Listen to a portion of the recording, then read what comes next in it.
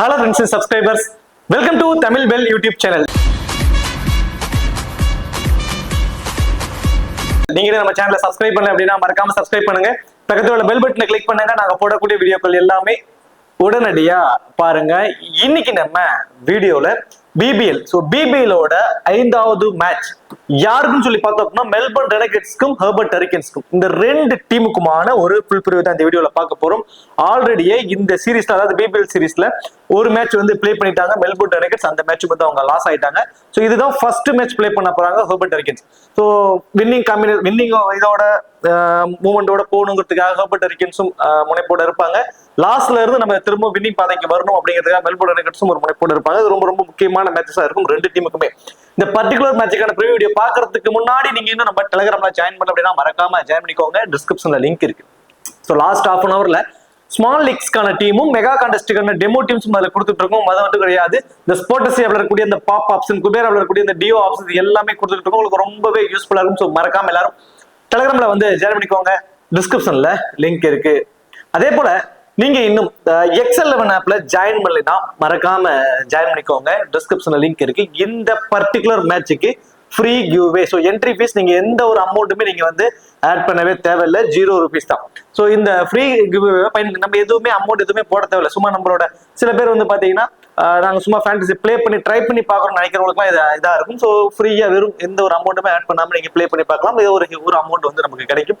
So இந்த particular மேட்சுக்கு ₹10,000 free கிவ்வே இதுல கொடுக்குறாங்க. அது மட்டும் கிடையாது, இதுல மற்ற ஆப்ஸ் கம்பேர் பண்றப்போ இதுல என்ட்ரி ஃபீஸ் ரொம்பவே கம்மியா இருக்கும். ஸோ ஸ்மால் லீக்ஸ்க்கு ரொம்பவே பெஸ்டான ஒரு ஆப். டெய்லி என்னால ஒரு ₹500 ஏர்ன் பண்ணா போதும், ஒரு ₹1000 ஏர்ன் பண்ணா போதும். இந்த ஸ்மால் லீக்ஸை பிளே பண்றவங்களுக்கு இந்த ரொம்பவே சூப்பரா இருக்கும். இதுல டிடிஎஸ் சார்ஜஸும் பிடிக்கிறது இல்ல, ஜிஎஸ்டி சார்ஜஸும் வந்து பிடிக்கிறது இல்ல. இன்ஸ்டன்ட் வித்ட்ராவல் அவைலபிளா இருக்கு. ரொம்பவே சூப்பரா இருக்கும். கண்டிப்பா ட்ரை பண்ணி பாருங்க. டிஸ்கிரிப்ஷன்ல லிங்க் இருக்கு. இன்வைட் கோட் வந்து தமிழன். ஸோ மேட்சை பொறுத்த வரைக்கும் 19 டிசம்பர் மதியம் 1:45 இந்த மேட்ச் நடக்குது. மேட்சை பொறுத்த வரைக்கும் கீலாங்ல தான் இந்த மேட்ச் வந்து நடக்குது. இந்த கீலாங்கை பொறுத்த வரைக்கும் இங்க பேட்டிங்க்கு நல்லாவே சப்போர்ட் பண்ணக்கூடிய ஒரு பிச்சு தான் இந்த பிச்சு. இன்சியில அந்த முதல் 6 ஓவர் ரொம்ப ரொம்ப குரூஷியலுங்க. ஃபர்ஸ்ட் இன்னிங்ஸ்ல முதல் 6 ஓவர் ரொம்ப ரொம்ப ரொம்ப குரூஷியல். நல்லா ஃபாஸ்ட் பாலருக்கு நல்லா சப்போர்ட் பண்ணும். நல்ல பவுன்சஸும் இருக்கும், நல்ல ஸ்விங்கோட இருக்கும். தென் அதுக்கப்புறம் லேட்டர் ஆன் போக பேட்டர்ஸ்க்கு கொஞ்சம் என்ஜாய் பண்ணி இங்க பிளே பண்ணுவாங்க. இங்க ஆவரேஜான ஸ்கோர் வந்து பாத்தீங்கன்னா ஒரு 165ல இருந்து ஒரு 170 ரன்ஸ் வரைக்கும் வருவதற்கான ஒரு சான்சஸ் வந்து இங்க ரொம்ப ரொம்ப ரொம்ப அதிகம் இந்த பர்டிகுலர் வெனுவை பொறுத்த வரைக்கும். வெனுவை பொறுத்த வரைக்கும் இந்த வெனுவில் ஒரு 9 மேட்ச் வந்து டொமஸ்டிக் லெவல்ல பிளே பண்ணிருக்காங்க. அதுல பேட்டிங் ஃபர்ஸ்ட் பண்ண டீம் 3 மேட்சும், பேட்டிங் செகண்ட் பண்ண டீம், சேஸ் பண்ண டீம் அதிகப்படியான மேட்சஸ் வந்து இங்க வின் பண்ணிருக்காங்க. ஆவரேஜான ஸ்கோர் 150ன்னு சொல்லி இந்த 9 மேட்ச்ல வந்து பதிவாயிருக்கு. பெத் ஸ்காட்சஸ் இங்க 196 ரன் அடிச்சிருக்காங்க. மெல்போர்ன் ரெனகேட்ஸ் வந்து 105 ரன்னுக்கே இங்க சுருண்டிருக்காங்க. ரீசன்ட் ரெக்கார்ட் இந்த வெனுவில் கடைசி 5 T20ல 147ங்கிறது ஆவரேஜான ஸ்கோராவே பதிவாயிருக்கு. இங்க 65 விக்கெட்ஸ் போயிருக்கு. கடைசியா வந்து 5 மேட்ச்ல 39 விக்கெட் ஃபாஸ்ட் பாலர்ஸும், ஸ்பின்னர்ஸ் 26 விக்கெட்ஸ் எடுத்திருக்காங்க. ஸோ ஃபாஸ்ட் பாலர்ஸ் கொஞ்சம் அதிகப்படியான விக்கெட்ஸ் எடுக்கிறாங்க. பர்டிகுலர்லி ஃபர்ஸ்ட் பால் பண்றப்போ அந்த முதல் 6 ஓவர் ரொம்பவே குரூஷியலுங்க இந்த பர்டிகுலர் வெனுவை பொறுத்த வரைக்கும். ஹெட்வெட் ரெக்கார்ட் கடைசி 5 வருஷத்துல ஒரு 12 மேட்ச் வந்து ஹெட்வெட்ல பிளே பண்ணிருக்காங்க. அதுல பியூர்லி ஃபுல்லா வந்து அப்பர் ஹேண்ட்ல இருக்கிறதுன்னு சொல்லி பாத்தீங்கன்னா ஹெர்பர்ட் ஹரிக்கன்ஸ் டீம் தான். கிட்டத்தட்ட 12 மேட்ச்ல 9 மேட்ச் வந்து அவங்க தான் வின் பண்ணிருக்காங்க. 3 மேட்ச் மட்டும் தான் மெல்போர்ன் ரெனகேட்ஸ் வந்து வின் பண்ணிருக்காங்க. கொஞ்சம் அப்பர் ஹேண்டா இருக்கிறது கடைசி 5 வருஷத்துல ஹெட்ல ஹெர்பர்ட் ஹரிக்கன்ஸ் மட்டும்தான். ரெண்டு டீமோட ஒரு பாசிபிளான பிளேயிங் பார்த்தோம்னா Jake versus McGurk and J Brown 2 பேர் வந்து இன்னிங்ஸ் ஓபன் பண்ண போறாங்க. அதுதான் டீம் சேஃபிட். அவர் தான் வந்து பாத்தீங்கன்னா விக்கெட் கீப்பர் பண்ண போறாரு. Jacob Bethell so last match அவர் பிளே பண்ணல, இப்ப ஸ்குவாட்ல இன்க்ளூட் பண்ணிருக்காங்க. அவர் டைரக்டாவே பிளேயிங்குள்ள வந்துருவாரு. Laurie Evans, Jonathan Wells. So இது வந்து டாப் ஆர்டர். ஸோ ரெனகேட்ஸை பொறுத்த வரைக்கும் வில் சதர்லேண்ட், காலன் ஸ்டோ, அடுத்தது Adam Zampa, can Richardson and Tom Rogers. So இது வந்து மெல்போர்ன் ரெனகேட்ஸோட ஒரு பாசிபிளான பிளேயிங் 11. அடுத்ததா ஹெர்பர்ட் ஹரிக்கன்ஸை பொறுத்த வரைக்கும் Ben McDermott and Matthew Wade 2 பேர் வந்து பாத்தீங்கன்னா இன்னிங்ஸ் ஓபன் பண்ண போறாங்க. மேத்யூ வேட் தான் வந்து பாத்தீங்கன்னா விக்கெட் கீப்பர் பண்ண போறாரு. அடுத்ததா Shai Hope, Caleb Jewell, Tim David, Nikhil Chaudhary, Chris Jordan, Nathan Ellis, Riley Meredith, Billy Stanlake, அடுத்ததா சலாம் கீல். ஸோ வக்கர் சலாம் கீல் இது வந்து ஹெர்பர்ட் ஹரிக்கன்ஸோட ஒரு பாசிபிளான பிளேயிங் 11. ஸோ ஆல்ரெடியே ஹெட்ல பியூர்லி அப்பர் ஹேண்டா இருக்கிறது ஹெர்பர்ட் ஹரிக்கன்ஸ் தான். இப்போ பிளேயிங் 11 வைஸ் பாக்குறப்போ ஃபுல் அண்ட் ஃபுல்லா நல்ல ஸ்ட்ராங்கான ஒரு டீமா இருக்கிறது வந்து ஹெர்பர்ட் ஹரிக்கன்ஸ் தான். இதுல பவுலிங் யூனிட் ரொம்பவே சூப்பரா இருக்குங்க. So Chris Jordan, Nathan Ellis, Riley Meredith, Stanlake, விகாஸ் சலன்கில், தென் அடுத்ததா நிக்கில் சௌத்ரி, இப்படி 6 பவுலிங் ஆப்ஷன்ஸ் இருக்கு. இதுல நிக்கில் சௌத்ரி ஒரு பார்ட் டைம் பவுலரா வந்து 6th பவுலிங் ஆப்ஷனா இருப்பாரு. 4 பிரைமரி ஃபாஸ்ட் பவுலர்ஸ் இருக்காங்க. தென் நிக்கில் சௌத்ரி வந்து ஒரு off break bowler, left handers இருக்கிற சமயத்துல அவரை வச்சு பயன்படுத்தி பார்ப்பாங்க. ஸோ இதுதான் வந்து ஹெர்பர்ட் ஹரிக்கன்ஸ் கூட ஸ்ட்ராங்கான ஒரு 11. ஸோ இந்த டீமை பொறுத்த வரைக்கும் இப்போ கிராண்ட் லீக்ஸ்க்கான ஆப்ஷன்ஸ்ல யார் யாருக்கு என்ன மாதிரி ஆப்ஷன்ஸ் இருக்கும் அப்படிங்கறத ஃபர்ஸ்ட் பார்த்துருவோம். ஜாக் புர்சர் மெக்ரூக் அண்ட் ஜே பிரவுன் 2 பேருமே வெரி ஃபர்ஸ்ட் பால்ல இருந்து அக்ரெசிவ் இன்டென்டோட ஆடக்கூடிய ஒரு ஹார்ட் ஹிட்டர்ஸ். வெரி ஃபர்ஸ்ட் பால்ல இருந்து பவுண்டரிஸ்ல ட்ரீட் பண்ணி ஆடக்கூடியவர் ஜாக் புர்சர் மெக்ரூக். சேம் அதே தான் பிரவுனும் அதே மாதிரி தான். ஸோ பிரவுனை பொறுத்த வரைக்கும் ஒரு 10 மேட்ச் பிளே பண்றாருன்னா அதுல ஏதாவது ஒரு மேட்ச் 2 மேட்ச் தான் அந்த 30+ ரன்ஸ் அடிப்பாரு. அதை வந்து பாத்தீங்கன்னா ஒரு பெரிய ஸ்கோரா கன்வெர்ட் பண்ணிடுவாரு. ஆனா அதுக்கப்புறம் பாத்தீங்கன்னா ஒரு 10 ரன்னுக்குள்ள 15 ரன்னுக்குள்ள அந்த ஃபேண்டசி டீம் வருவதற்கான வாய்ப்பே வந்து பாத்தீங்கன்னா மோஸ்ட்லி அவருக்கு இருக்கிறது இல்ல. 10ல ஒரு மேட்ச் ஒரு பெரிய ஸ்கோர் 50+ ரன்ஸ்க்கு மேல அடிப்பாரு. அதான் ஒரு 1 or 2 மேட்சஸ் மட்டும் தான் ஆடுவார். அதர்வைஸ் அவர் வந்து போத் இன்னிங்ஸ்லயுமே ஒரு ஃபிளாப்பான ஒரு தான். ஏன்னா வெரி ஃபர்ஸ்ட் பால்ல இருந்து ஒரு அக்ரெசிவ் இன்டென்டோட ஆடுற ஒரு பிளேயரை வந்து ஈஸியா வந்து எடுத்துக்கிட்டு இருக்காங்க. இவர் வந்து மோஸ்ட்லி வந்து பெரிய பர்ஃபார்மன்ஸ் அவர்கிட்ட இல்ல. அட்வான்டேஜ் வைஸும் எதுவும் இல்லை. இந்த ஜாக் புர்சர் மெக்ரூக்கும் சிமிலரா அவரே தான், பிரவுன் மாதிரியே தான். பட் இவர் வந்து 50-50 ஆடிடுறாரு. 10ல ஒரு 5 மேட்ச் ஆடிடுறாரு. அந்த ஒரு கேப்பபிலிட்டி அவர்கிட்ட இருக்கு. நமக்கு தேவை அந்த ஃபேண்டசி டீம்ல வரணும்னா ஒரு 30 ரன் அடிக்கணும். அதை வந்து அழகா இவர் அடிப்பதற்கான பாசிபிலிட்டிஸ் இருக்கு. ஒரே ஓவர் கிடைச்சதா போதும், ஒரே ஓவர்ல மேட்சே அதாவது அவர் ஃபேண்டசி டீம்ல வர அளவுக்கு அந்த பாயிண்ட்ஸை எடுத்துக்கிட்டு வந்துருவாரு. அது மட்டும் கிடையாது, அவர்கிட்ட இருக்கக்கூடிய fielding positions long on long off, then அடுத்தது அந்த ஸ்கொயர் பவுண்டரிஸ் எல்லா இடத்துலயுமே மாத்தி மாத்தி இவரை தான் ஃபீல்டிங் வைக்கிறாங்க. குறிப்பா கேட்ச் பிடிக்க வாய்ப்பு அதிகம் உள்ள இடங்கள்ல அவரோட ஃபீல்டிங் பொசிஷன் அப்படின்னு வச்சுக்கலாம். ஸோ அதுல 1 or 2 கேட்சஸ் பிடிக்கும் வாய்ப்பு ரொம்ப ரொம்ப அதிகம். அந்த ஃபேண்டசி டீம்ல வருவதற்கான பாசிபிலிட்டிஸும் அவருக்கு ரொம்ப அதிகம். ஸோ அதுக்கடுத்ததான் Tim Seifert, Jacob Bethell, Laurie Evans, இந்த 3 பேரும் இருக்காங்க. இதுல ஜேக்கப் பெத்தல் 5 ப்ராப்பர் மெயின் பவுலரோட போறதுனால ஸ்லைட்லி அவருக்கு 1 or 2 ஓவர் கொடுக்கலாம். யாருக்காவது வந்து யாரோட ஓவர்ல அடி விழுந்துருச்சுன்னா அவருக்கு கொடுக்கலாம். அதர்வைஸ் 5 ப்ராப்பர் மெயின் பவுலருமே அந்த 4 ஓவரை மோஸ்ட் ப்ராபபிலி போல் பண்ணிடுவாங்க. சேஃபர்ட் வந்து விக்கெட் கீப்பர் பண்றாரு. லாஸ்ட் மேட்ச் அவர் 50+ ரன்ஸ் வரைக்கும் அடிச்சிருந்தாரு. இவர்கிட்ட இருக்கக்கூடிய மைனஸ்ன்னு சொல்லி பாத்தீங்கன்னா அந்த டைமிங் வந்து ரொம்பவே மிஸ் பண்ணுவாருங்க. ஸோ அதுல கொஞ்சம் அவர் மைனஸ். தென் இந்த இன்கமிங் டெலிவரியில கொஞ்சம் வீக்கா இருக்காரு. தென் ஸ்லோவர் வேரியேஷன்ஸ் பால்ல ரொம்பவே வீக்கா இருக்காரு. இவருக்கு அதுக்கு தகுந்த மாதிரியே பவுல் பண்ணக்கூடிய ஆப்ஷன்ஸ் சொல்லி பார்த்தோம் அப்படின்னா ரில்லி மெர்டித் இன்கமிங் டெலிவரி நிறைய பவுல் பண்ணுவாருங்க. தென் அப்படியே வந்து பாத்தீங்கன்னா பெல்லி ஸ்டான்லேக் பவர் பிளேலேயே வந்து அவரும் வந்து பாத்தீங்கன்னா ஒரு ஹார்ட் லென்த்ல பவுல் பண்ணக்கூடியவர். தப்பி தவிர அந்த 6 ஓவரை தாண்டிட்டாங்க அப்படின்னு அந்த ஸ்லோவர் வேரியேஷன்ஸ்ல பவுல் பண்ணக்கூடியவர் நாதன் எல்லிஸ். இப்படி அவரோட மைனஸ்க்கு தகுந்த மாதிரியே பவுல் பண்ணக்கூடிய ஆப்ஷன்ஸ்ல மெர்டித், ஸ்டான்லேக், எல்லிஸ் இப்படி நிறைய பேர் இருக்கிறது வந்து அவருக்கு இருக்கக்கூடிய ஒரு மிகப்பெரிய ஒரு பேட்டில் அந்த மேட்ச் வந்து இருக்க போகுது. ஆனா அவருக்கு ஒரு அட்வான்டேஜ் இருக்கு. ஸோ நமக்கு பெருசா ரன்ஸ் போகாது அவர்கிட்ட அப்படிங்கிறது இருந்தாலுமே அட்வான்டேஜ் பார்த்தீங்கன்னா அந்த விக்கெட் கீப்பர்னு ஒண்ணு பண்ண போறாருங்க. ஸோ அந்த விக்கெட் கீப்பர்லயே நம்ம எதிர்பார்க்கணும் அந்த ஒரு 20 ஃபேண்டசி பாயிண்ட்ஸ்ங்கிறது அவருக்கு கிடைச்சிருது. ஸோ தென் வெறும் 10ல இருந்து ஒரு 15 ரன் அடிச்சிட்டாருனாவே அவர் இந்த ஃபேண்டசி டீம்ல வருவதற்கான அந்த தகுதியை வந்து அவர் கொண்டு வந்துடுறாரு. அதுதான் நம்ம வந்து அவரை பிக் பண்றதுக்கான ஒரு மைனஸ்ல வந்து அவருக்கு கொண்டு வந்துருது. இப்போ பேட்டிங்ல வீக் ஆயிடுவாரு. இவருக்கு ஆப்போனன்ட்ல இருக்கக்கூடிய பவுலர்ஸ் நல்லாவே இவருக்கு அகேன்ஸ்ட் நல்லா பெர்ஃபார்மன்ஸ் பண்ணக்கூடிய ஒரு பவுலர்ஸா இருக்காங்க. ஏர்லியரா அவுட் ஆயிடுவாரு. ஒரு 10 ரன் 15 ரன்னுக்குள்ள அவுட் ஆயிடுவாரு நமக்கு தோணினாலுமே அந்த விக்கெட் கீப்பர் மூலமா கிடைக்கக்கூடிய ஃபேண்டசி பாயிண்ட்ஸ் அவரை ஃபேண்டசி டீமுக்குள்ள கொண்டு வந்துருமோ அப்படிங்கிற ஒரு ஸ்மால் லீக்ஸ்ல மிஸ் பண்ணிட்டோம் அப்படின்னா அதுல வந்து கொஞ்சம் பாதிப்பு ஏற்படுத்துறோங்கிற ஒரு கொஸ்டின் மார்க் தான். நான் சொன்ன மாதிரி பேட்டிங்ல கொஞ்சம் ஃபிளாப் ஆகிறதுக்கான சான்சஸ் ஆப்போனன்ட்ல இருக்கக்கூடிய பவுலர்ஸ் அந்த மாதிரி. பட் விக்கெட் கீப்பர்ல ஃபேண்டசி பாயிண்ட்ஸ் கிடைச்சிருச்சுன்னா அவர் ஃபேண்டசி டீம்ல வந்துருவாரு. விக்கெட் கீப்பர்ல கிடைக்கலன்னா அவர் வந்து ஃபிளாப் தான்.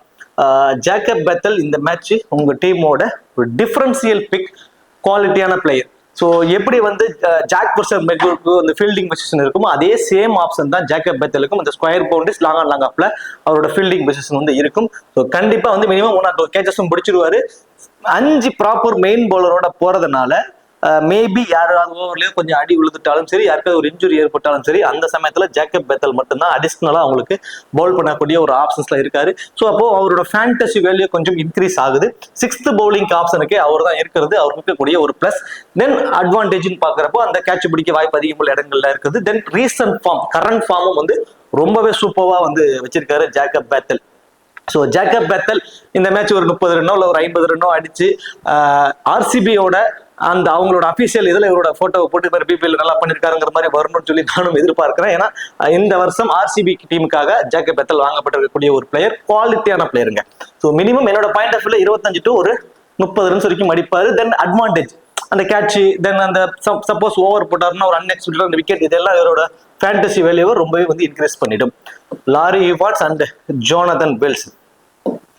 லாரி இவான்ஸ் ஒரு சூப்பர்வான பிளேயர். பேட்டிங் வந்து செகண்டா பண்ண போறாங்க அப்படின்னா, பேட்டிங் செகண்ட் பண்ண போறாங்கன்னா மஸ்ட் ட்ரையா நீங்க ட்ரை பண்ணிக்கோங்க. ஒரு சூப்பர்வான ஒரு ஆப்ஷன். கடைசி பால் வரைக்கும் அவர் வந்து உள்ள நின்று ஆடக்கூடிய எபிலிட்டியை வந்து அவர் வச்சிருக்காரு. பேட்டிங் ஃபர்ஸ்ட் பண்றப்போ இந்த வெரி ஃபர்ஸ்ட் பால் ஒரு அக்ரெசிவ் டென்ட்டோட போறப்போ அவர் வந்து ஏர்லியரா அவுட் ஆயிடுவார். அதுவே பேட்டிங் செகண்ட் பண்றப்போ லாரி இவான்ஸ் வந்து கடைசி பால் வரைக்கும் ஆடுவார், 30 ரன்ஸ் வரைக்கும் அடிப்பாரு. டிஃபரன்சியல் பிக்கா நீங்க ட்ரை பண்ணலாம். மோஸ்ட் ஆஃப் பெருசா வர கன்சிடரே பண்ணிருக்க மாட்டாங்க. அப்படியே opposite Jonathan Wells. Batting first பண்ண போறாங்க அப்படின்னா அவருக்கு ரொம்பவே இம்பார்ட்டன்ஸ் கொடுங்க. பர்டிகுலர்லி ஹெர்பர்ட் ஹரிக்கன்ஸ்க்கு ஃபேவரா ஒரு டீம் நீங்க போட போறீங்க. மெல்போர்ன் நினைக்கிற ஸ்டாப் ஆடல 2-3 விக்கெட் விட்டுருவாங்கிற ஒரு டீம்லாம் நீங்க போடுறீங்க, அதுலயும் ஃபர்ஸ்ட் பேட் பண்ண போறாங்க அப்படிங்கிற மாதிரி ஒரு சுச்சுவேஷன் வந்துச்சுன்னா நீங்க ஜோனதன் வெல்ஸ் ஒரு சூப்பர்வான ஆப்ஷன், ஒரு டிஃபரன்சியல் பிக்கா வந்து அவரை நீங்க ட்ரை பண்ணுங்க. ஒரு ஒர்த்தபிள் பிக்கா வந்து இருப்பாரு. கடைசி பால் வரைக்கும் நின்று ஒரு நல்ல ஸ்கோரை வந்து செட் பண்ணி கொடுக்கறதுல அவரோட பங்கு அதிகமாவே இருக்கும். பேட்டிங் ஃபர்ஸ்ட் பண்றப்போ ரொம்பவே இம்பார்ட்டன்ட் பிக்கா வந்து இருப்பாரு. இப்ப டாப் 6 பேத்துல நான் என்னோட பாயிண்ட் ஆஃப் வியூல ஜாக் புசன்பெக்கர் போத் இன்னிங்ஸ்லயுமே இம்பார்ட்டன்டா இருப்பாரு. சேஃபிட் லைக் நான் சொன்ன மாதிரி அவருக்கு அகேன்ஸ்டா ஒரு கரெக்டான ஹார்ட் லென்த்ல பவுல் பண்ணக்கூடிய பவுலர்ஸ் இருக்காங்க. பேட்டிங்ல ஒரு பெரிய ஸ்கோர் வருமாங்கிற ஒரு கொஸ்டின் மார்க் எனக்கு இருக்கு. பட் விக்கெட் கீப்பர் மூலியமா கிடைக்கக்கூடிய ஃபேண்டசி பாயிண்ட்ஸ் ஸ்மால் லீக்ஸ்க்கு ஒரு இம்பார்ட்டன்டா தெரியுறாரு. கிராண்ட் லீக்ஸ்ல பர்சனலி நான் வந்து அவரை ஒமிட் பண்ணிடுறேன். ஜேக்கப் பெத்தல் போத் இன்னிங்ஸ்க்கு நான் இம்பார்ட்டன்ஸ் வந்து கொடுக்குறேன். லாரி இவான்ஸை பொறுத்த வரைக்கும் பேட்டிங் செகண்ட் பண்றப்போ நான் வந்து அவருக்கு இம்பார்ட்டன்ஸ் கொடுத்துக்குவேன். அதே மாதிரி ஜோனதன் வெல்ஸ் பேட்டிங் ஃபர்ஸ்ட் பண்றாங்க அப்படிங்கிற சுச்சுவேஷன் அப்பயும் தென் டாப் ஆர்டர்ல ஏர்லியரா விக்கெட் விழுந்துரும். டாப் ஆர்டர்ல ஒரு 3 பேர்த்த வந்து நான் பிக் பண்ணாம நான் ஒரு டீமை கொண்டு போறேன், ஹெர்பர்ட் ஹரிக்கன்ஸ்க்கு ஃபேவரா நான் கொண்டு போறேன்னா அதுல அவருக்கு நான் வந்து இம்பார்ட்டன்ஸ் வந்து கொடுத்துக்குவேன். அதே மாதிரி லாஸ்ட் மேட்ச் வில் சதர்லேண்ட் ஒரு சூப்பர்வான ஒரு ஆல்ரவுண்டர் பர்ஃபார்மன்ஸ் கொடுத்தாரு. பேட்டிங்ல வந்தும் ஒரு கணிசமான ரன் ஆடினாரு. தென் பவுலும் வந்து சூப்பர்வா பவுல் பண்ணி விக்கெட்டும் எடுத்தாரு. ஒரு குவாலிட்டி ஆல்ரவுண்டரா வந்து லாஸ்ட் மேட்ச் வந்து பண்ணாரு. இந்த match by chance first bowl பண்ண போறாங்க அப்படின்னா இவரோட பவுலிங் ஆப்ஷன்ஸ் எப்படி இருக்கும்? ஸோ ஃபர்ஸ்ட் பவுல் பண்ண போறாங்க அப்படின்னா கேன் ரிச்சர்ட்சன், ரோஜர்ஸ் இந்த 2 பேர் தான் இருக்காங்க ஒரு பிரைமரி ஃபாஸ்ட் பவுலர்ஸா. தென் அவருக்கு அடுத்தபடியா இருக்கக்கூடியது வந்து பாத்தீங்கன்னா சதர்லேண்ட் தான். அப்போ ஃபர்ஸ்ட் பவுல் பண்ண போறாங்கன்னா கேன் ரிச்சர்ட்சனும் வில் சதர்லேண்ட் இந்த 2 பேரும் தான் வந்து அந்த டெத் ஓவர்ஸ்ல வந்து பவுல் பண்ணுவாங்க. அப்ப இன்சியலா பவர் பிளேல யார் பவுல் பண்ணுவா? டாம் ரோஜர்ஸ் அண்ட் காலம் ஸ்டவ் பொறுத்த வரைக்கும் ஒரு வளர்ந்து வரக்கூடிய ஒரு சூப்பர்வான ஒரு spinner, left arm chinaman bowler. இவரோட பாலை வந்து கடிக்கிறது ரொம்பவே கஷ்டப்படுறாங்க. வளர்ந்து வரக்கூடிய ஒரு சென்சேஷன் சொல்லலாம். ஆஸ்திரேலியாவில் ஒரு சூப்பரா பவுல் பண்ணிட்டு இருக்காருங்க. ரீசெண்ட் டைம்ஸ்ல அந்த லீக்ஸ் எல்லாம் போய் நிறைய மேட்சஸ் ஆடிட்டு இருக்காரு. அது எல்லாத்துலயுமே ஒரு கரெக்டான லென்த்ல வந்து கரெக்டான லைன் லென்த்ல பவுல் பண்றாரு. ஆர்ம் டெலிவரிஸ் நிறைய டெலிவர் பண்றாரு. சம்டைம்ஸ் வந்து பாத்தீங்கன்னா அவர் சைனாமேன் வகையில் பவுல் பண்றப்போ அவரோட கையை வந்து கணிக்கிறதுக்கு ரொம்பவே கஷ்டப்படுறாங்க. ஸோ ஸ்டவ் பொறுத்த வரைக்கும் அந்த பவர் பிளேல பவுல் பண்றாருங்க. இப்போ கடைசியாக நடந்த டொமஸ்டிக் மேட்சஸ்லயும் சரி மற்ற நாடுகள் நடக்கூடிய இந்த லீக்ஸ்லயுமே விளையாண்டுட்டு இருக்காரு. ஸோ அதுல எல்லாமே இந்த பவர் பிளேவில் அவர் பயன்படுத்துறாங்க. அது நிறைய சக்சஸும் கிடைச்சது. ஸோ ஸ்டவ் வந்து பாத்தீங்கன்னா காலம் ஸ்டவ் வந்து மினிமம் 1 விக்கெட் வரைக்கும் எடுப்பாரு. அதுலயும் இன்சிடென்ட் அந்த பவர் பிளேலே வந்து அவர் பவுல் பண்ணுவாரு டாம் ரோஜர்ஸ் கூட. ஸோ அது மட்டும் கிடையாது, Adam Zampa, can Richardson and will Sutherland இந்த 3 பேரும் வந்து ஃபர்ஸ்ட் பவுல் பண்ண போறாங்கன்னா ரொம்ப ரொம்ப ரொம்ப இம்பார்ட்டன்ட் பிக்கா இருப்பாங்க உங்களோட டீம்ஸ்க்கு. ஏன்னா இந்த 16 ஓவருக்கு அப்புறம் Adam Zampa 1 over, Kane Richardson 2 over, will Sutherland 1 over இந்த காம்பினேஷன்ல வந்து பவுல் பண்ணுவாங்க. இப்ப கடைசி 5 ஓவரை ஃபுல்லா டேக் ஓவர் பண்ணிக்கிறது வந்து சதர்லேண்ட், ஜம்பா, ரிச்சர்ட்சன் அந்த 3 பேரும் தான். இந்த 3 பேருக்கும் விக்கெட் டேக்கிங் ஆப்ஷன்ஸ் கொஞ்சம் அதிகமா இருக்கும் ஃபர்ஸ்ட் பவுல் பண்ண போறாங்க அப்படின்னா. அதே செகண்டா பவுல் பண்ண போறாங்க அப்படிங்கிற பட்சத்துல அப்படியே வந்து நீங்க Tom Rogers, Kane Richardson and Zampa இந்த ஒரு காம்பினேஷன்ல நீங்க ட்ரை பண்ணி பார்க்கலாம். எனக்கு தெரிஞ்சு ஒரு டிஃபரன்சியல் பிக்கா நீங்க பிக் பண்றதா தான் நீங்க செகண்டா பவுல் பண்றப்போ காலம் ஸ்டவ்வுக்கு வந்து ட்ரை பண்ணி பார்க்கலாம். ஏன்னா ஆடம் ஜாம்பா செகண்டா பவுல் பண்றப்போ அவரோட வேல்யூ ரொம்ப ரொம்ப அதிகம், எல்லாருமே தெரிஞ்ச ஒரு விஷயம் தான். பட் காலம் ஸ்டவ் அந்த பவர் பிளேலே பவுல் பண்றதுனால பவர் பிளேலே 1 or 2 விக்கெட்ஸ் கூட எடுப்பதற்கு கூட பாசிபிலிட்டிஸ் வந்து கொஞ்சம் அதிகம் தான். சரி, ஓகே. இப்போ இந்த டீம்ல வந்து டாப் ஆர்டர்ல நம்ம ஆல்ரெடி பார்த்துட்டோம். ஸோ பவுலிங் ஆஃபர்ஸ்ல ஃபர்ஸ்ட் பவுல் பண்ண போறாங்கன்னா Richardson, Jhumpa and will Sutherland இந்த 3 பேருக்கும் இம்பார்ட்டன்ஸ் வந்து கொடுத்துக்கிறது ஒரு பெட்டர் ஆப்ஷனா வந்து இருக்கும். ஹெர்பர்ட் ஹரிக்கன்ஸ்ல Ben McDermott, Matthew Wade and Shai Hope, Caleb Jewell இந்த 4 பேரும் வந்து டாப் ஆர்டர்ஸ்ல இருக்காங்க. ஸோ இதுல நிக்கில் சௌத்ரி அண்ட் டிம் டேவிட்டோட டவுன் எப்போ வேணாலும் இன்டர்சேஞ்ச் ஆயிக்கும். டாப் ஆர்டர்ல ஒரு ஏர்ல 2 விக்கெட் விழுது அப்படின்னா உடனே என்ன பண்ணிடுவாங்கன்னா நிக்கில் சௌத்ரியை கொஞ்சம் டிம் டேவிட்டுக்கு முன்னாடி ஆட வச்சிருவாங்க. அவர் வந்து ஒரு லாஸ்ட் சீசன்ல கடைசி கட்டத்துல வந்து நிக்கில் சௌத்ரி உள்ள கொண்டு வந்தாங்க. விளையாண்ட மேட்சஸ் எல்லாத்துலயுமே ஒரு ஆல்ரவுண்டர் பெர்ஃபார்மன்ஸ் வந்து கொடுத்தாரு. பேட் அண்ட் பால் ரெண்டுலுமே நல்ல ஒரு கான்ட்ரிபியூட் பண்ணி ஃபேண்டஸ்டி டீமுக்குள்ள வந்துகிட்டே இருந்தார். ஸோ அதுக்கு டாப் ஆர்டர்ல கொலாப்ஸ் ஆகிட்டு இருந்தாங்க. அந்த டாப் ஆர்டர்ல கொலாப்ஸ் ஆயிருங்கிற மாதிரி ஒரு டீமை போடுறீங்க அப்படின்னா அதுல சௌத்ரிக்கு வந்து ரொம்பவே இம்பார்ட்டன்ஸ் வந்து நீங்க கொடுத்துக்கோங்க. டாப் ஆர்டர்ல ஆடிடுவாங்க அப்படிங்கிற மாதிரி ஒரு நியூட்ரலான டீம் போடுறீங்கன்னா அதுல நிக்கில் சௌத்ரியை வந்து ஒமிட் பண்ணிடுங்க. இதுல டாப் 4 பேத்துல விக்கெட் கீப்பர் ஆப்ஷன்லேயே Shai Hope and Matthew Wade and Ben McDermott இந்த 3 பேரும் இருக்காங்க. இதுல யார் விக்கெட் கீப்பர் பண்ண போறாங்கிறத அபிஷியல் லைன் அப் சொன்னதுக்கு அப்புறம் பாத்துக்கலாம். ஏன்னா வெஸ்ட் இண்டீஸ் டீமுக்காக சாய் கோப் வந்து நேஷனல் டீமுக்கு விக்கெட் கீப்பர் பண்றாரு, ஆஸ்திரேலியா டீமுக்காக மேத்யூ வேட் பண்றாரு, பென் மெக்டர்மட் ஹெர்பர்ட் ஹரிக்கன்ஸ்க்காக அவர் விளையாண்ட மேட்சஸ்ல எல்லாத்துலயுமே அவர் தான் வந்து விக்கெட் கீப்பர் பண்ணாரு. எப்படி விக்கெட் கீப்பர்ஸ் யார் பண்ண போறாங்க அப்படிங்கிறதுல ஒரு மிகப்பெரிய ஒரு கொஸ்டின் மார்க் இருக்கு. அது ஆபீஸ்ல லைனப் வந்ததுக்கு அப்புறம் யார் விக்கெட் கீப்பர் பண்றாங்கன்னு பார்த்துட்டு அவங்களுக்கு நம்ம அட்வான்டேஜ் அதிகமா கொடுத்துக்கோம். பென் மெக்டர்மட் இந்த வெனுல அவரோட ஃபார்ம் ரொம்பவே சூப்பர்வா இருக்குங்க. போத் இன்னிங்ஸ்லயுமே not only venue head to ஹெட்லயுமே சரி, மெல்போர்ன் டைகர்ஸ்க்கு அகேன்ஸ்டாவும் அவரோட ஆவரேஜ் ரொம்பவே சூப்பர்வா இருக்கு. பை சான்ஸ் விக்கெட் கீப்பர் அவர் பண்றாருன்னா ஒன்னா கிராண்ட் லீக்ல ஒரு கேப்டன் வைஸ் கேப்டன் ஆப்ஷனா கூட நீங்க ட்ரை பண்ணி பார்க்கலாம். அந்த அளவுக்கு ஒரு ஒர்த்தான ஒரு பிக்கா பென் மெக்டர்மட் வந்து இருப்பாரு. எனக்கு தெரிஞ்சு கிட்டத்தட்ட 90% வந்து பாத்தீங்கன்னா மேத்யூ வேட் தான் விக்கெட் கீப்பர் பண்ணுவார். ஸோ அப்போ அவருக்கு வந்து அந்த ஃபேண்டசி பொட்டன்சியல் வந்து கொஞ்சம் அதிகம் தான், ஃபேண்டசி வேல்யூ கொஞ்சம் அதிகமாயிடும். அவரும் வந்து போத் இன்னிங்ஸ்லுமே இம்பார்ட்டன்டா வந்துடுறாரு. சாய் ஹோப்பை பொறுத்த வரைக்கும் இப்ப ரீசெண்ட் டைம்ஸ்ல நல்ல ஃபார்ம்ல இருக்காரு. T20ஸ்ல அவர் யூஸ்வலாவே ஒரு ஓடிஐ பிளேயர், நல்லாவே தெரியும், ஒரு அண்டர் ரேட்டட் பிளேயர்னே சொல்லலாம். இன்டர்நேஷனல் லெவல்ல நிறைய ஆவரேஜ் வச்சிருக்காரு, எல்லா மேட்சுமே ஆடுவாரு. பட் அவரை பெருசா வெளியே யாருமே கொண்டாட மாட்டாங்க. ஒரு அண்டர் ரேட்டட் பிளேயரா வெஸ்ட் இண்டீஸ் டீமுக்காக இருக்கக்கூடிய ஒரு பிளேயர். ரீசெண்ட் டைம்ல T20ஸ்லயுமே ஒரு அக்ரெசிவ் இன்டென்டோட ஆடுறாரு. ஸோ அது கொஞ்சம் ஸ்மால் டைமென்ஷன்ஸ் கொண்ட ஒரு பவுண்டரி லைன்ஸ்ல இருக்கக்கூடிய ஒரு கிரவுண்டுக்கு அதுக்கு ஆப்ட் ஆகும். பட் இந்த வெனு ஆஸ்திரேலியா நடக்கக்கூடிய வெனுஸ் எல்லாத்துலயுமே டைமென்ஷன்ஸ் எல்லாமே ரொம்ப ரொம்ப ரொம்ப பெருசு. ஸோ அது இல்லாம நார்மலா கொஞ்சம் ஸ்லோ பிச்சிலேயே ஆடி வெஸ்ட் இண்டீஸா இருக்கட்டும், இந்த ஏசியன் கண்ட்ரீஸ்ல விளையாண்டு கொஞ்சம் ஸ்லோ பிச்சில் ஆடி இருக்கக்கூடிய சாய் கோப்புக்கு இந்த மாதிரி ஒரு நல்ல ஒரு ஃபாஸ்ட் பவுலர்ஸ்ல அந்த பவுன்ஸுக்கு தகுந்த மாதிரி ஒரு டைம் பண்ணுவாரா அப்படிங்கிற ஒரு கொஸ்டின் மார்க் இருக்கு. அட்வான்டேஜ் எதுவுமே இல்லாதது அவருக்கு இருக்கக்கூடிய ஒரு மைனஸ். பட் பேட்டிங்ல வந்து ஒரு 15 ரன்ல இருந்து 20 ரன்ஸ் வரைக்கும் அடிப்பாரு. ஃபேண்டஸ்டி வருவதற்கான சான்சஸ் கொஞ்சம் கம்மி தான். கிளப் ஜேவலை பொறுத்த வரைக்கும் ஒவ்வொரு மேட்சுமே நீங்க நல்லா நோட் பண்ணீங்கன்னா தெரியும், பெருசா பேர் வெளியே தெரியாத பிளேயர்ஸ்ல ஒவ்வொரு டீம்ல இருந்தும் ஒவ்வொரு பிளேயர் வந்து ஆடிக்கிட்டு இருக்காங்க. பர்சன்டேஜ் ரொம்ப லோவா இருக்கக்கூடிய ஒரு பிளேயர்ஸ் ஒவ்வொரு மேட்சுக்குமே ஒவ்வொருத்தங்க ஆடிட்டு இருக்காங்க. அந்த வகையில அந்த மாதிரியான ஒரு இன்டென்டோட ஆடக்கூடிய ஒரு பிளேயர் தான் கிளப் ஜீவல் வந்து பாத்தீங்கன்னா அவருக்கு இதுதான் டவுனே கிடையாதுங்க. ஓப்பன் ஆட வைப்பாங்க, ஒன்டன் ஆட வைப்பாங்க, திடீர்னு 6வது டவுனுக்கு கொண்டு போவாங்க. அவரை வந்து ஒரு மாதிரி ரொட்டேட் பண்ணிக்கிட்டே இருப்பாங்க. அந்த அளவுக்கு எல்லா பொசிஷன்லயுமே ஆடக்கூடிய ஒரு பிளேயர் அவரு.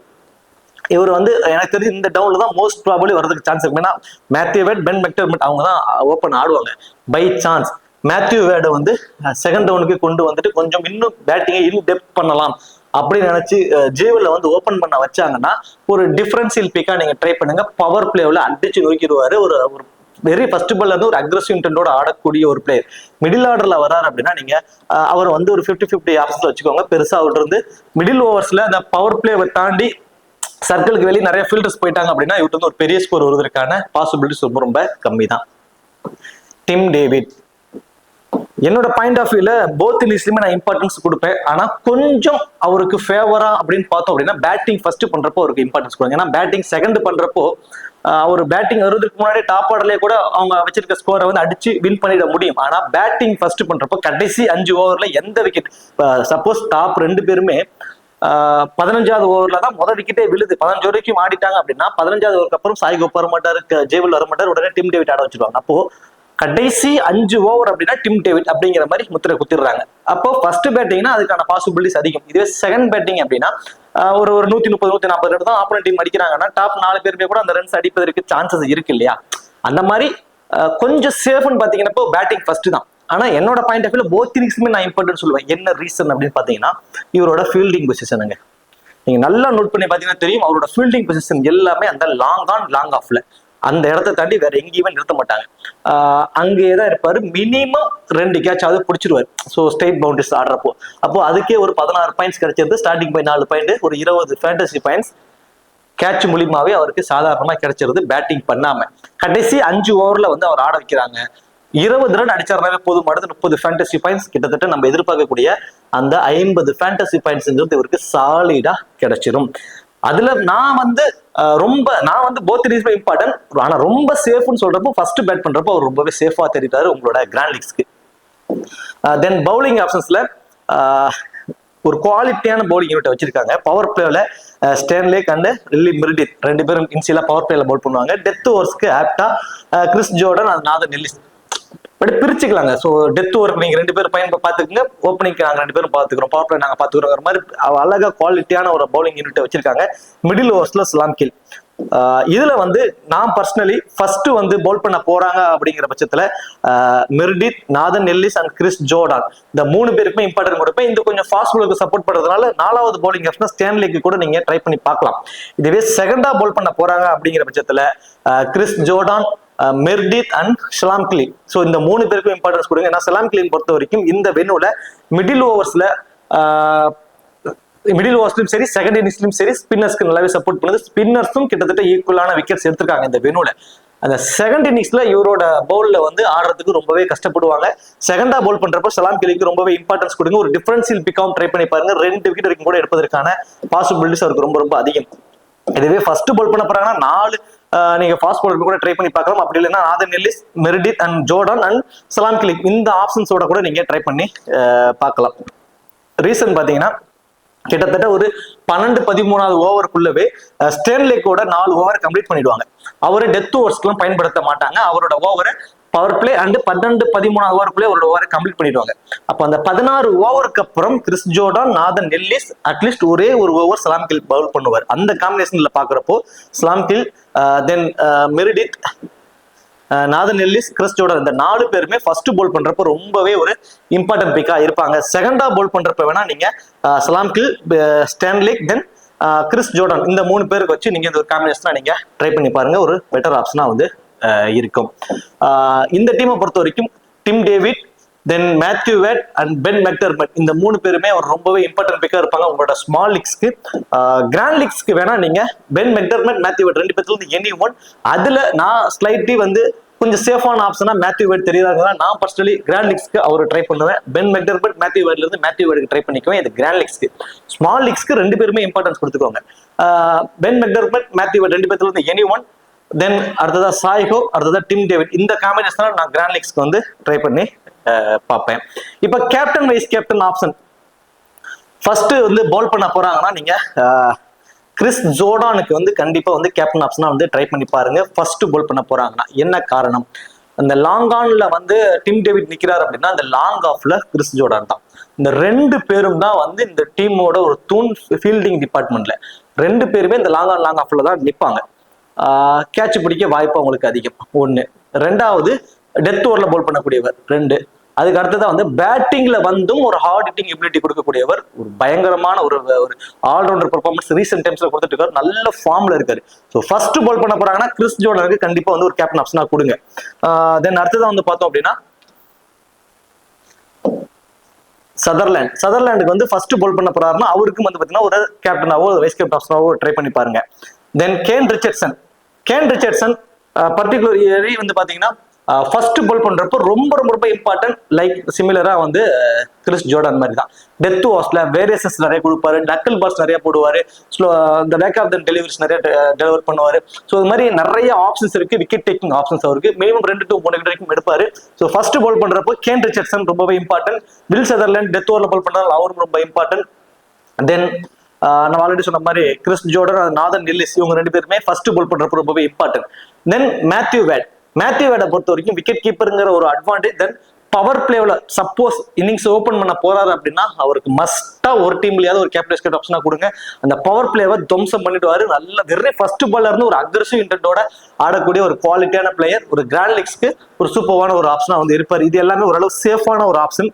உங்களுக்கு ரொம்ப ரிஸ்க் எடுக்க தயாரா இருக்கேன் ஒரு கிராண்ட் லீக்ஸ்ல அப்படின்னா கண்டிப்பா வந்து ஷலாம் ஸோ வெக்கா சலாம் கீழ் வந்து பாத்தீங்கன்னா எனக்கு தெரிஞ்சு ரொம்ப ரொம்ப ரொம்ப ஒரு டிஃபரன்சியல் பிக்காகவும் இருப்பாங்க. மோஸ்ட் வெசஸ் பெருசா அவர் கேப்டன் வைஸ் கேப்டன் ஆப்ஷனை ட்ரை பண்ண மாட்டாங்க. கண்டிப்பா ட்ரை பண்ணி பாருங்க. ஒரு ஒர்த்தபிளான ஒரு பிக்கா வந்து இருப்பாரு. பர்டிகுலர்லி செகண்டா பால் பண்றப்போ அவருக்கு கண்டிப்பா ஒரே ஒரு டீம் முடியாது, ஒரு கேப்டனாவோ வைஸ் கேப்டன் ஆப்ஷனாவோ ட்ரை பண்ணி பாருங்க. சரி, ஓகே. இந்த வீடியோ உங்களுக்கு பிடிச்சிருக்கும் நினைக்கிறேன். இந்த வீடியோ உங்களுக்கு பிடிச்சிருந்துச்சுன்னா மறக்காம வீடியோ லைக் பண்ணி வீடியோ கொஞ்சம் சப்போர்ட் பண்ணுங்க. இந்த வீடியோ பத்தி கருத்துக்களை கமெண்ட் செக்ஷன்ல சொல்லிடுங்க. தேங்க்யூ.